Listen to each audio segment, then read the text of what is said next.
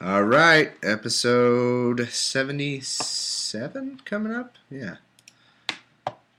Second episode of the day. Crazy. Haven't started the audio yet. I found where the chat is. Oh, no one's on. I'll wait till you guys are on, and then I'll tell you that I found where the chat is.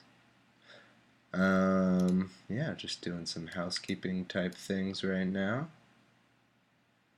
On my audio, waiting for some people. Probably not going to come, but it's important in case I need to remember Al Pacino's name again. Alright, you effing thing. Let's go ahead and work.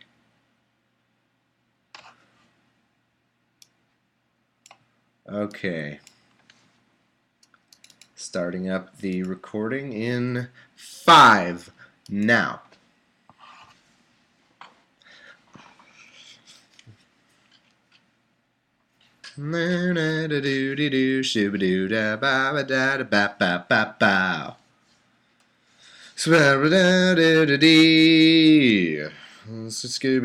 Scooby-Doo. Hey, it's episode 77, Thomas in the Bible. My doubleheader, part 2 of my doubleheader. Yeah, I said everything last time, but just because I'll say some things. Check out the Cognitive Dissonance episode. It's awesome. And their show in general. It's a good show. And I'm recording on Ustream as per usual. And check those out because they're cool. Get a little, different element in there. Specifically the visual element. And as always, please review me on iTunes.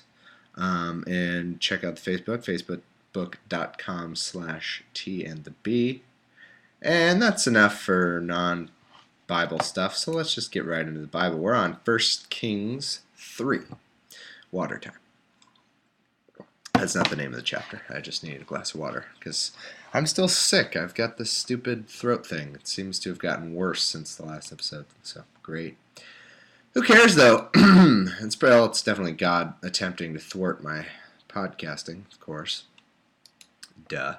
And Solomon made affinity with Pharaoh, the king of Egypt, and took Pharaoh's daughter and brought her into the city of David, until he made an end of building his own house, and the house of the Lord, and the wall of Jerusalem round about it. Only the people sacrificed in high places, because there was no house built unto the name of the Lord until those days. So everything's great, except there's no house for the Lord. And Solomon loved the Lord. He's like, God, I love that Lord. I just love him to death. Walking in the statutes of David his father, only he sacrificed and burnt incense in high places. And the king went to Gibeah, as opposed to at an altar or whatever, the tabernacle-y thing. And the king went to Gibeon to sacrifice there, for that was the great high place. 1,000 burnt offerings did Solomon offer upon that altar. In Gibeon the Lord appeared to Solomon in a dream by night, and God said, Ask what I shall give thee. Because Solomon was in a dream, he was dreaming he's probably like a gigantic penis. Alright. And that sucked, because he didn't get it. And Solomon said, Thou hast shewed unto my servant... Yeah, I'm never this articulate in dreams. This is what Solomon said in his dream. He said, and Solomon said, Thou hast shewed unto thy servant David my father great mercy, according as he walked before thee in truth. I have a feeling that he embellished this a little bit after the fact. There's no way he said all this in a dream. I'd have been like, that's like, how do you say things in dreams? I don't even know. I guess within the dream, maybe you're saying something, but for me, it's usually just nuts. Like, it's nothing. I don't think I could hold a real conversation in a dream at all. I just don't think it would happen. So I'm just saying God should come to him when he's awake. Hey, I've got a couple viewers now, just letting you know. I found the chat in this because I switched to the old viewer, or the old broadcaster. I'm not sure I needed to, but it wasn't working, and then I switched to this one. It's working now, so... but anyway, so long story short, I didn't know where the chat was in the old thing. I couldn't find it, but I finally found it.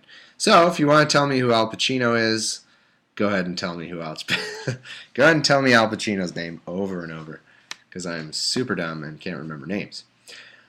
Anyway, where was I? David, okay, so he's in his dream. And in righteousness and in uprightness of heart with thee, and thou hast kept for him this great kindness, that thou hast given him a son to sit on his throne, as it is this day. And then he realized he wasn't wearing any clothes. And that's what happens in all my dreams. That's pretty much how it goes. I'm talking to God. I've got this glorious, this nice speech going. Oh, shew me kindness. I don't have any pants on. That's how it goes. And now, God just laughs. And now, O Lord, my God, thou hast made thy servant king instead of David my father. And I am but a little child. I know not how to go out or come in. What up, guys? I can see you in the chat. Thank you. Yeah, you can definitely harass me. To attempt to ruin my concentration as usual. That's okay.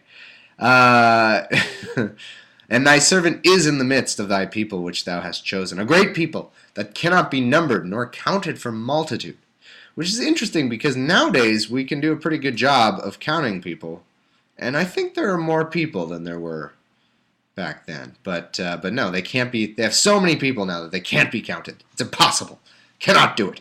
No way you could count this many people. It's like 100,000 people. I don't know how many. Oh, great. God, horrible. I need a cough button. Mute everything. Sorry about that. But I'm sick and the show must go on. That's how it goes. And thy servant is in the midst. I already read that. Give therefore thy servant an understanding heart to judge thy people, that I may discern between good and bad. For who is able to judge this, thy so great a people? So the Lord asks him what he needs, and he says, I need a good heart, better judgment to be able to rule over my people, which is a great answer, especially for being in a dream, like I said. And the speech pleased the Lord, that Solomon had asked this thing. God said unto him, because thou hast asked this thing, and hast not asked for the 12-inch cock that your dad did, no, thyself for long life, or long other things. Neither hast asked riches for thyself, nor hast asked the life of thine enemies, but hast asked. That's a tough term to keep having to say. Hast asked. No, nor have thy half-asked, hast asked. try saying half-asked and hast asked. So like you hast asked half-assedly for riches for thyself, understanding to discern judgment. Behold, I have done according to thy words. Lo, I have given thee a wise. People don't say lo anymore. L-O, comma. People really need to say that. Lo, I get, that's a good one. That's a word I want to bring back. Lo, I have given thee a wise and understanding heart, so that there was none like thee before thee. But I've also given you cancer, so you're about to die in a week. I don't know. It would be funny if he did that. He granted him this wish. You'll have a great understanding heart. You'll be super wise. Incidentally, the process for granting, a really understanding heart is it also gives you heart cancer, which I know I don't think that exists, but this is unprecedented, So you'll be dead within a week. But you were the one who asked for this procedure. I don't, you should have known the risks, the medical risks to go along with it. So, this guy, well, I don't want to get in trouble for saying people's usernames because last time someone's username was their real name and their social security number and their and their children's names and their bank account. No, it was just their real name, so the person got a little upset. But anyway, Scuba, that can't be someone's real name, I hope. Scuba's PV heard me on Cogdis. That's awesome, man. Good stuff. That was really fun. I hope they have me on more than every year. Although I'm like beggars can't be choosers, but it was really fun stuff. Maybe I'll try to pick another holiday because right now they have me every Valentine's Day. Maybe I'll pick Independence Day or Flag Day, that kind of thing. Behold, I've already read that. Lo, I've read that. And I have also given thee which thou hast not asked, both riches and honor, and that long penis. So that there shall not be any among kings unto thee all thy days. And if thou wilt walk in my ways, to keep my statutes and my commandments, as thy father David did walk, then I will lengthen thy days. Excuse me. Yeah, right. Belgarath is not your real name. Um, let's see. And Solomon awoke, and behold, it was a dream. And he came to Jerusalem and stood before the ark of the covenant of the Lord, and offered up burnt offerings and offered peace offerings, and made a feast to all his servants. Then there came two women. Oh, this is great. We get to see how truly wise Solomon is. Because you've heard, I'm going to set this up a little bit. So you've heard that the Lord granted them a wish, granted him a wish of to have an understanding, be just like the wisest king in the world ever to this day. And God said, yes, you will be the wisest king there ever was, and there ever will be. And so here's an example of how wise he is. You ready? This is, surely he's going to, describe like advanced genetics and math and and all kinds of discoveries, lay out like the universe, kind of how it came to be. I mean, if he's the wisest king ever, right? I mean, it's going to be something like that. It's definitely going to be something like that. 100%. There's no way it's not. So let's see. Then there came two women that were harlots unto the king, and stood before him. And the one woman said, O my lord, I and this woman dwell in one house, and I was delivered of a child with her in this house. And it came to pass, the third day that I was delivered, after that I was delivered, that this woman was delivered also. So it's two harlots, a bunch of harlots having babies.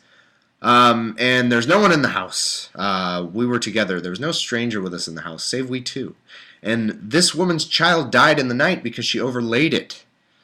So she just sort of smothered her child by accident. And she arose at midnight and took my son from beside me, while thine handmaid slept, and laid it in her bosom, and laid her dead child in my bosom. When I rose in the morning to give my child suck, behold, it was dead. But when I had considered it in the morning, behold, it was not my son which I did bear. It was a bear. She gave birth to a bear. So, no, that would be the clear giveaway. And the other woman said, Nay, but the living is my son, and the dead is thy son. And this said, No, but the dead is thy son, and the living my son. Thus they spake before the king. So basically the two whores are arguing over whose child is which. But one, it should have been a giveaway, because one was a bear, and the other wasn't. So just look at the harlot who looks more like a bear harlot. The harlot that services bear customers. And then you could probably just figure out who's who by that. No.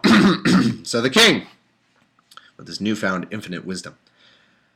Then said the king, The one saith, This is my son that liveth, and thy son is dead. The other saith, Nay, but thy son is dead, and my son is the living.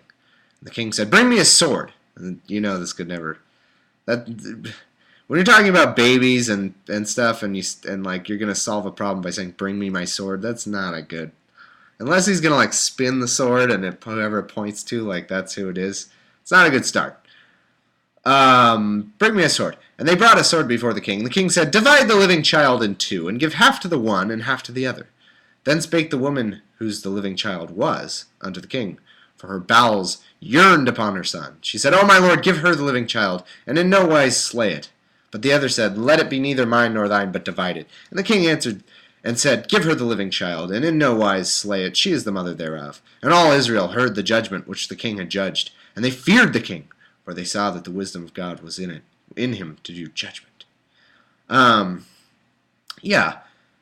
So this is the kind of thing that back in the day qualified as wisdom that's never yet been seen and never going to be seen since. I mean, it's a reasonably clever solution to the problem. I'll give it that. But to say he has the wisdom of God, let's let him do some multivariable calculus or something before we decide whether he's like the wisest king ever. Couldn't they have given him something, just anything? I know this is an argument that everyone makes all the time, but really, if this was really a holy book, couldn't he have said any number of things that would have rang true throughout recorded history and would have just completely cleared up the entire question of the Bible's authenticity? It'd be so easy. So easy. But no, it's a clever little thing. He's like, cut that baby in half. And then the one woman's like, no, don't. And the other woman's like, yeah, do it. Ah! And he's like, well, the one who said, yeah, do it, that's the mom. No, that'd be funny if he got that totally wrong. He said, no, the one who said, no, do it, she's definitely the mom. And then they cut the baby in half anyways, just because he had the sword out. Like, what? Okay, come on. and take his sword out and not cut the baby in half. So King Solomon, this is chapter 4 now. So King Solomon was king over all Israel. And these were the princes which he had. Oh, good, we get some naming, some listing. I better prepare myself. Elihoreph and Ahiah, that's a cool name, the sons of Shisha, scribes. Jehoshaphat, the son of Ahilud, the recorder.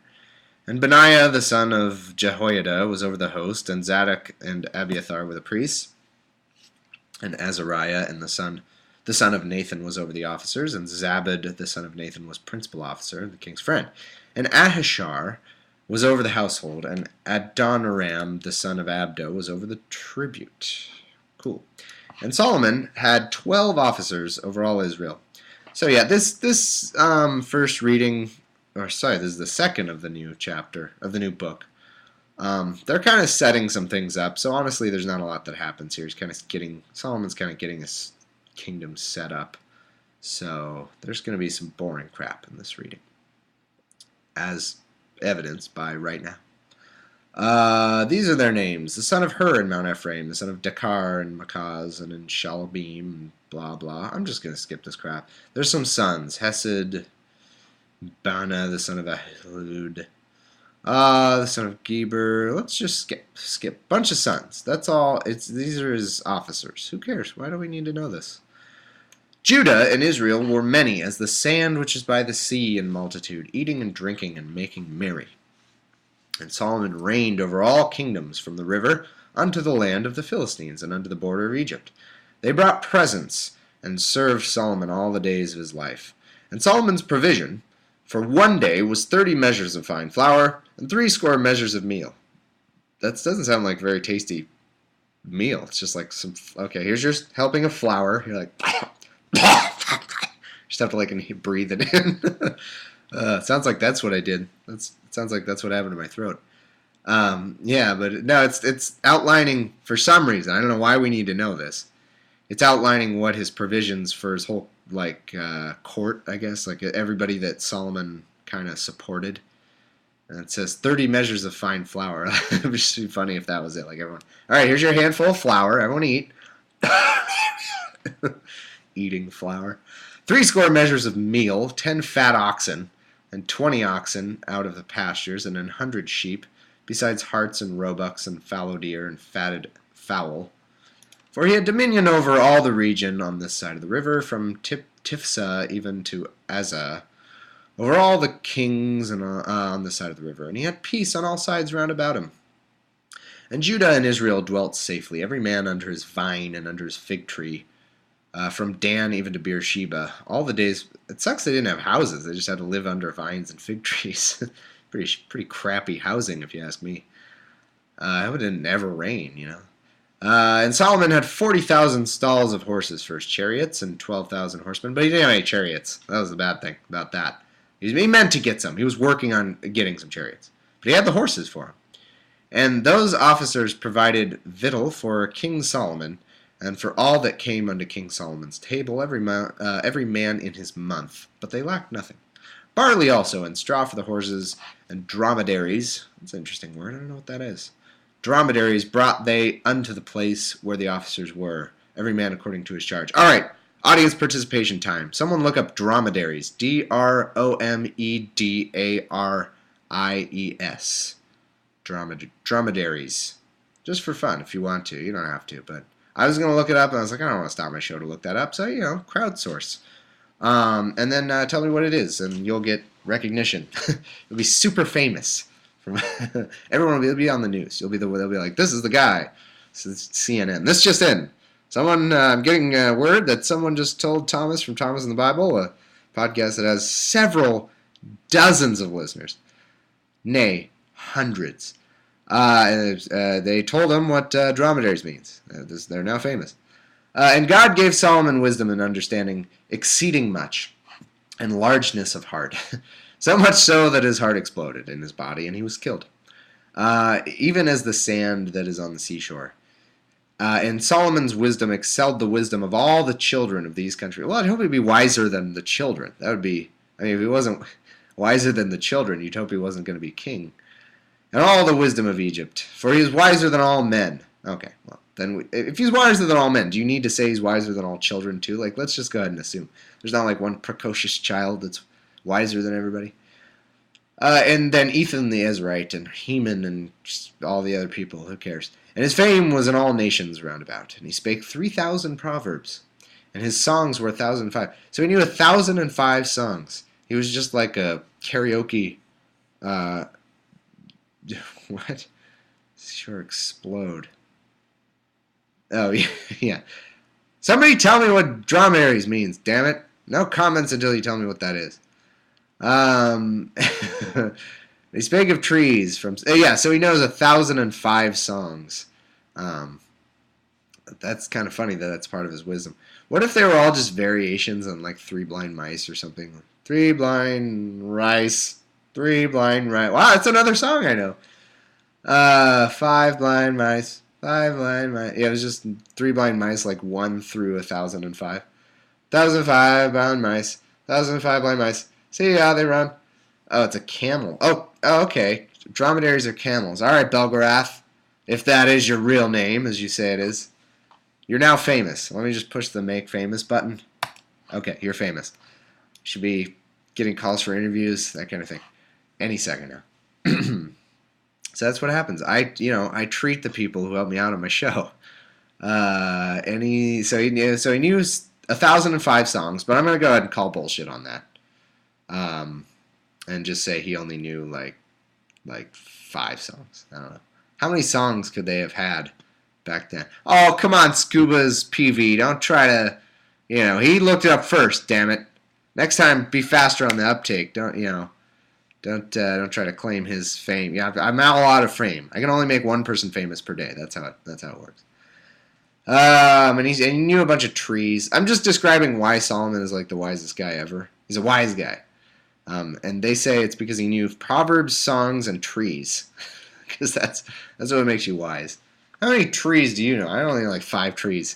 I'm not very wise. And he spake also of beasts and fowl and creeping things and of fishes. And there came of all people to all people to hear the wisdom of Solomon from kings of the earth, which had heard of his wisdom. Okay. Now I'm on Kings 5. That was Kings 4. Then we're going to King's Cup. Water time. And Hiram, king of Tyre, sent his servants unto Solomon, for he had heard that they had anointed him king in the room of his father. For Hiram was ever a lover of David. Oh, that means what we think it means. I didn't even notice that when I read this at first. Yeah, he was a lover of David. And he had to be kind of candid about it. Or that's the opposite, right? No. Doesn't candid mean... I just heard that, like, when you speak candidly, that means openly. Doesn't it? And then, so this is another thing I need to solve. Candid. Candid. But why was there, like... Sorry, I'm ruining my freaking podcast to search this because I have the worst setup now. Candid. Definition. Oh. Because, like, when you speak candidly... free from prejudice. Characterized by openness and sincerity of expression.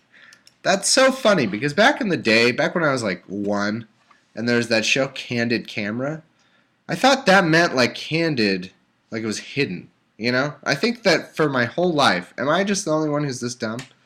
I know this has nothing to do with anything, but now, it's my show, damn it. I want to know. Am I the only one who's that dumb? I thought candid meant like hidden, But then candid, oh, wait, there's a third definition, not posed or rehearsed. Okay, so that's what it comes from. All right, problem solved, guys. I just learned something today. So there's a third definition of candid that means not posed or rehearsed. Okay. So why did I just say that? What was I talking? What was I? Oh yeah, he had to be candid about it. Would that still? No. Because not posed or rehearsed, that wouldn't work. He had to be sneaky about it. He had to be sly about how he was saying it. And he was like, "Oh, David, I love that guy. I really, really love that as a friend, just as a king and as a guy, not sexual. No, we totally didn't like constantly do each other. Totally did not. I don't know why are you asking me that? Did you ask me if we did each other all the time? I swear I heard someone ask that. Did none of you guys? Well, just in case someone asked that, because I thought I heard it. We didn't do each other like all the time. We didn't do each other like 5 times a week. Definitely did not. So yeah, Hiram was ever a lover of David, and you know what that means. And Solomon sent to Hiram, saying, Thou knowest how that my David my father could not build an house unto the name of the Lord, because you guys were too busy getting it on. Am I right? No. Because for the wars which were about on every side. So he's saying like David couldn't build a house of worship because there was always war. He's never time. He didn't have time. There's never peace. Okay. Until the Lord put them under the soles of his feet. But now the Lord my God hath given me rest on every side. So there is neither adversary nor evil occurrent. And behold, I propose to build an house under the name of the Lord my God, as the Lord spake unto David my father, saying, Thy son, whom I will set upon thy throne in thy room, he shall build an house unto my name. Therefore, damn it, command that thou that they hew me cedar trees out of Lebanon. He went from his vast tree knowledge, his immense knowledge of trees. He's like going through my tree encyclopedia. Cedar trees will do the trick. That they hew me cedar trees out of Lebanon. And my servant, so no king was wise enough to ever know the right tree for the house. That's what's going on here.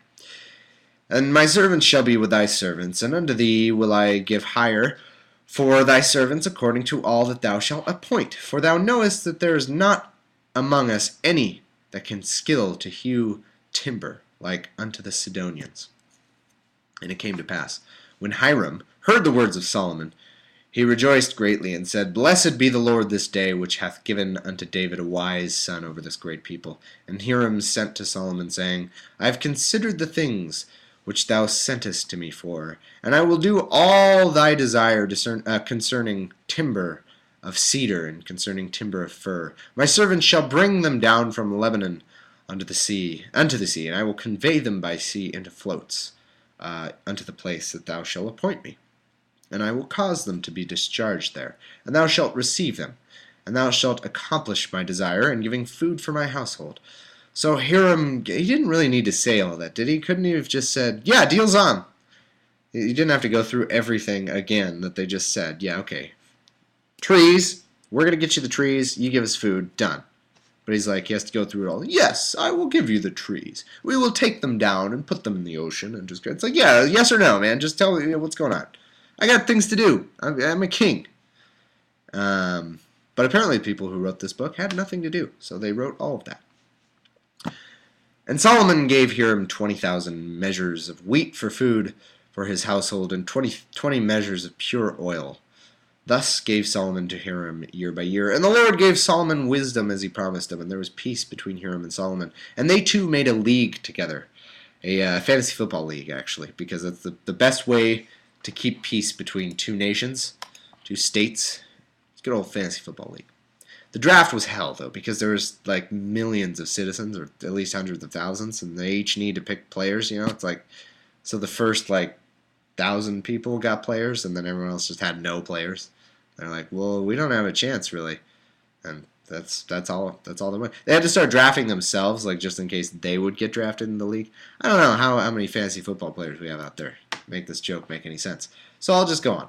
And King Solomon raised a levy out of all Israel, and the levy was Eugene levy. Now, the levy was 30,000 men, and he sent them to Lebanon, 10,000 a month by courses. A month they were in Lebanon, and 2 months at home, and Adoniram was over the levy. And Solomon had 70,000 that bare burdens, and 70,000 hewers in the mountains, beside the chief of Solomon's officers, which were over the work, 3,300 which ruled over the people that wrought the work. And the king commanded, and they brought great stones, costly stones, and hewed stones to lay the foundation of the house. And Solomon's builders and Hiram's builders did hew them at the and the stone squarers, so they prepared timber and stones to build the house. On to chapter 6. This is our last chapter of the Sode. Yeah, the chapters 1 and 2 I read earlier were really long, because, like, it's only 30 minutes in, I'm already on the last chapter, although I think this chapter's a little lengthy, but those are some long chapters we had. Or crapters. I should always call them crapters. Excuse me. Okay, chapter 6. And it came to pass in the 480th year after the children of Israel were come out of the land of Egypt, in the 4th year of Solomon's reign over Israel, in the month Zif, which is the 2nd month. Oh, we're in the 2nd month now. It's February. It's practically the same. You can see that it came from the word Zif. It's like practically the same word. That he began to build the house of the Lord, and the king, and the house which King Solomon built for the Lord, the length thereof was 3 square cubits, and the breadth thereof 20 cubits, and the height thereof 30 cubits. Finally, the Lord won't be homeless anymore. He can stop bumming change from me at street corners and gas stations and stuff. I'm really sick of it. It's every time, you know. Is that what's going on? The Lord's homeless, so that's why churches are always begging for money for the Lord. Like, look, I don't know about you guys, YouTube viewers, or, you know, my countless millions of listeners. I live in a shitty place where there's people begging me for money all the time. Yeah, it's like, is that what's going on with the Lord, with churches? They're like, look, please give what you can. The Lord just needs gasoline to get home. He's just stranded out. There's always some story, you know. I never know if it's true. I usually give people money if they ask me for it. Except you guys, don't ask me for money. Yeah, Belgrath. Yeah, he does that. The Lord, that's a good one. The Lord does like this, the windshield thing where he's like, starts cleaning your windshield. Oh, no, he already starts, so you can't feel bad telling him to stop. Like, no, I'll clean it. I had one guy do that, and I was like, just don't even fucking bother with that. I'll just give you money. Like, I don't need a windshield, whatever. I have windshield wipers for that. Like, how clean do you need your windshield, really? Like, you know, windshield wipers do a decent job. Sometimes if like a seagull craps on my windshield, I need to brush it off with the at the gas station. But yeah, but God, you stop on a street corner and God does the like sprays the newspaper like, and then you feel like you have to give God some money. You're like, God damn it, can't you just get a job, God? Stop living off of me. No, there's always some excuse though. God's like, I just need to buy like this hamburger over there at this place, and then I'll be fine. And you're like, God, you tell me this every time. It's the same story every time, God. I know you're just spending that money on booze, on wine, on holy wine, holy water. Okay. And yeah, as for Scuba's PV, yeah, these stories are useless. Oh, are there ads? Oh shit. Is that I didn't even think of that. I assumed the ads would just go on like before you'd watch the video or whatever. Does it really interrupt what I'm doing and then give you an ad? That's terrible. Or does it like offset us? That's very interesting. I just assumed ads would go like when you play back. Oh man, that sucks. So like you just do nothing. You just don't hear me once the ad starts? I need to know this because I'll like stall, I guess, or I don't know. I don't know what I'll do. That sucks. How do I know? Is there a way I can know that? There's got to be a way I can. No? Ads. But anyway, yeah, these stories are really stupid. And it sucks that I'm committed to reading them. And, I don't know what to say. I wish I could just skip to the New Testament, but I think if I just plug away, we'll get there eventually. We're less than halfway done with the Old Testament, but I'm hoping we'll be able to skip some stuff or something. I don't know. Maybe Psalms. Oh, okay. Yeah, all right. So that's a negatory on the ads. Well, good. Let me know. If it does interrupt me or something, let me know, because I would be effed up. Like, I'm really important. No, I'm just kidding. If it, like, stopped, and then you missed some of the glorious Bible. If you missed a setup for a joke and then it comes back, I'm, like, saying the punchline. I'm like, hey, guys, huh? Like, you're like, I don't know. I didn't hear the setup for the joke. I have no idea what that means. What was I talking about? And the porch before, okay, so he's building him a house, building God a house. And the porch before the temple of the house, 20 cubits was the length thereof, according to the breadth of the house. And 10 cubits, no, I read that. And for the house he made windows of narrow lights. See, the problem is, like, you give a god a fish, he eats for a day. Also, who eats only one fish for a whole day? I think we should... Oh, it does? So one guy's saying it stops and does a commercial, the other guy's saying it doesn't. You two fight to the death, and whoever wins, then you're right. No. I interrupted my terrible joke. They need to adjust that phrase, you give a man a fish, he eats for a day. Like, if you gave me a fish, I'd be like, first of all, I don't like fish. So can you give me something better than this fish? Because I don't like fish. Oh yeah, okay, I can't officially sanction that. So yeah, just read what Belgrath said. I think I get in trouble. No one watches my effing screen. Yeah, get ad block, everyone. I don't think I'm allowed to say that, but no one watches me, so no one's gonna, who cares? God, I'm in like 5 jokes into this joke.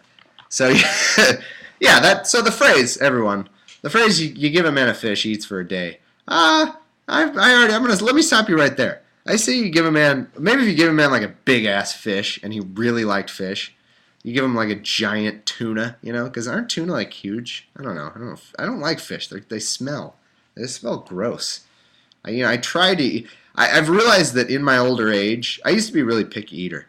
And in in my old age, my advanced years, I'm 20, I don't even know, 27, super old. I'm to the point where you lose track, which may be sooner or older for certain people. But anyway, I realize I eat anything. Like, I just eat things. Like, just put something in front of me, I just eat. And so I've always hated fish, but I decided, like, I'm just going to eat fish because I like everything. And even though I've always hated fish and the smell disgusts me, so I started eating fish on occasion. I still don't really like it, but it's like I can eat it and just pretend I like it, and I do, and it's fine. But, yeah. Oh, there you go. Give a man a cow. Why don't you change it to cow? Well, the reason you can't change it to cow is because you can't say, but you teach a man to cow. You give a man a cow, he'll eat for a week. You teach a man to cow, he'll eat for the rest of his days. No, but I like that we have to say you give a man a fish, he eats for a day. Like, if you gave me a fish, I'd be like, first of all, I don't really want this. But, okay, if I'm dying, say I'm starving, I'll be like, so what do I do? Do I gut it? Like, if I don't know how to deal with it. You got to teach him how to eat the fish, right? You can't just, like, just take a bite out of a fish. That's not good. So, and then I'd say, like, oh, okay, this is good for lunch. Like, okay, I'll have fish for lunch then, I guess. But what about second breakfast? What am I going to have for the, for the remaining meals? What about second breakfast? What am I going to have for the remaining meals of the day?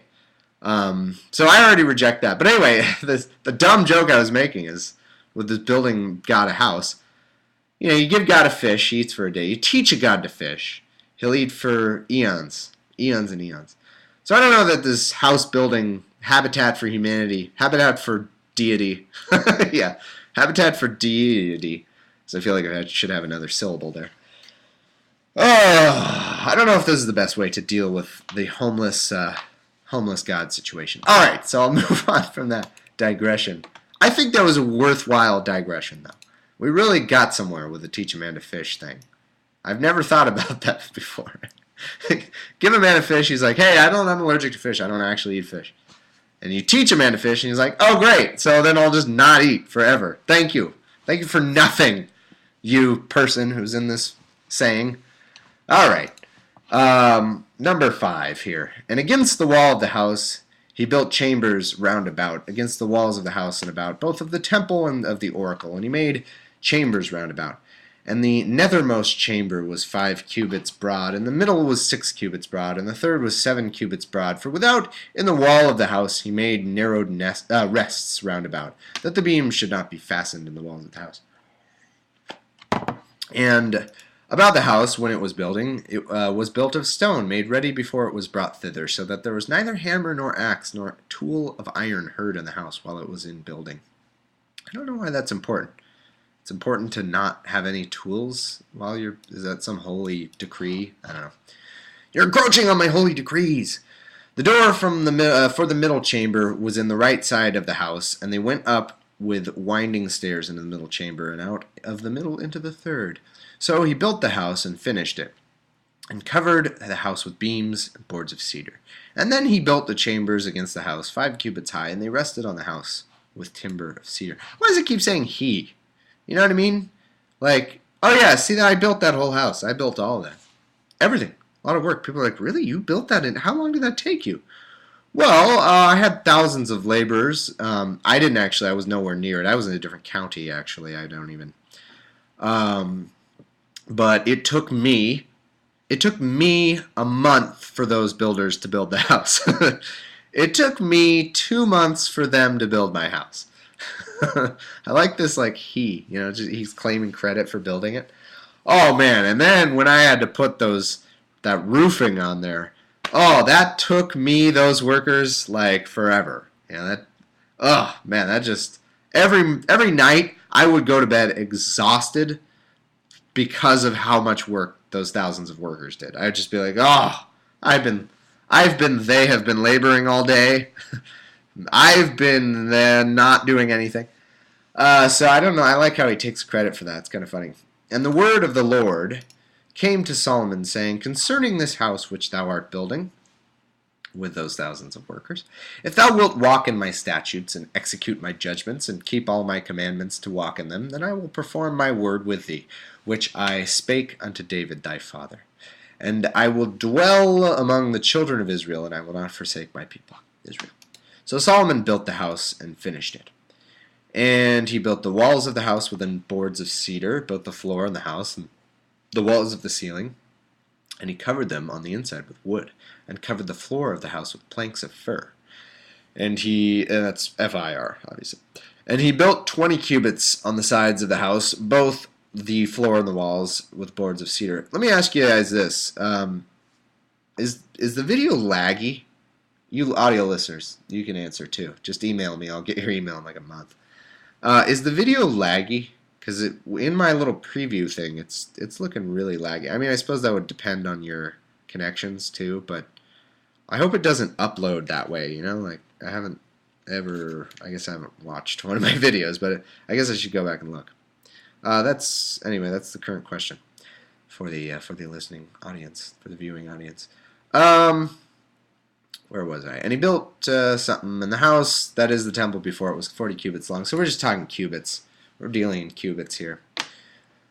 And the cedar of the house was carved with knops and open flowers, all with cedar, no stone seen. And the oracle he prepared. So can't you just say like it was a really good house? Move on. Like I feel like I could save you 2 chapters if you just said, and he built one hell of a house. I don't need to know what's in the house. I don't care how it was built. It doesn't matter. And the oracle in the forepart was 20 cubits in length, 20 cubits in breadth, 20 cubits in height there. Although I am glad back in the day that they gave us the dimensions of the ark, because it is funny to think about how, millions of animals were supposedly fitting in that, like, 1 cubit ark.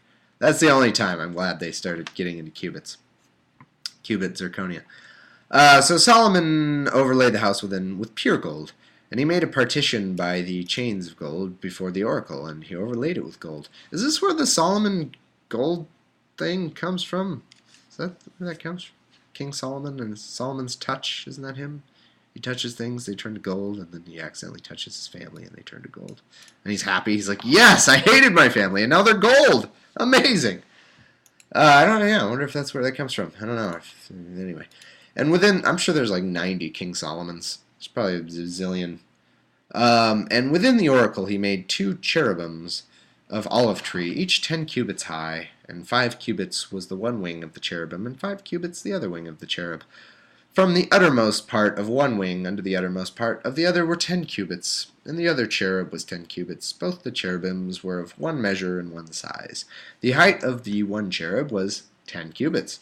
And so it was the other cherub. And he set the cherubs within the inner house, and they stretched forth the wings of the cherubims, so that the wing of the one touched the one wall, and the wing of the other touched the other wall. And there. Let me sum up. Cool house. Dude, that could have been the name of the entire chapter. He built a cool house. Done. And he overlaid the cherubims with gold. And there was lots of gold. Done. God. And he carved all the walls of the house round about with carved figures of cherubims and palm trees and open flowers within and without. And the floors he overlaid with gold within and without. Within and without you. And for the entering of the oracle, he made doors of the olive tree and lintel inside. Lintel? Huh. Lintel. Lintel. It'd be funny if he made it out of lentils. Lentils.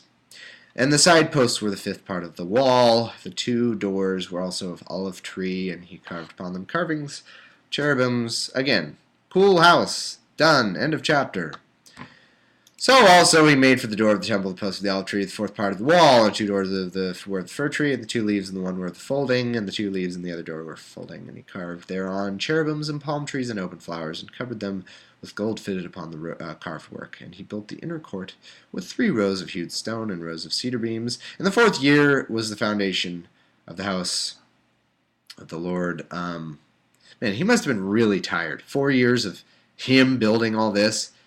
Every day he had to have thousands of people build this. That must have been so tiring. And the 11th year, in the month Bul, B-U-L, that's the name of the month, which is the 8th month, by the way, the house finished throughout all the parts thereof, according to all the fashion of it. So he was 7 years building it.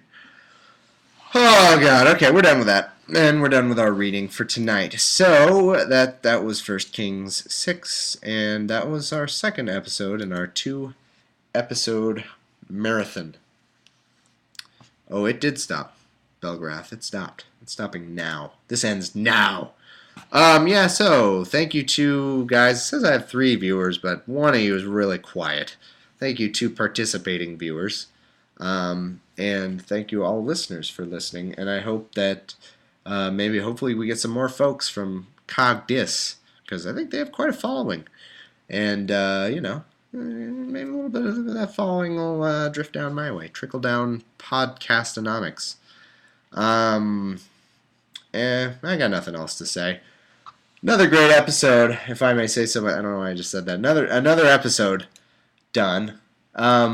Hopefully maybe I can do one Wednesday or Thursday and stay back on track. I think I almost caught up because I skipped 3 weeks, 2 weeks, probably 3.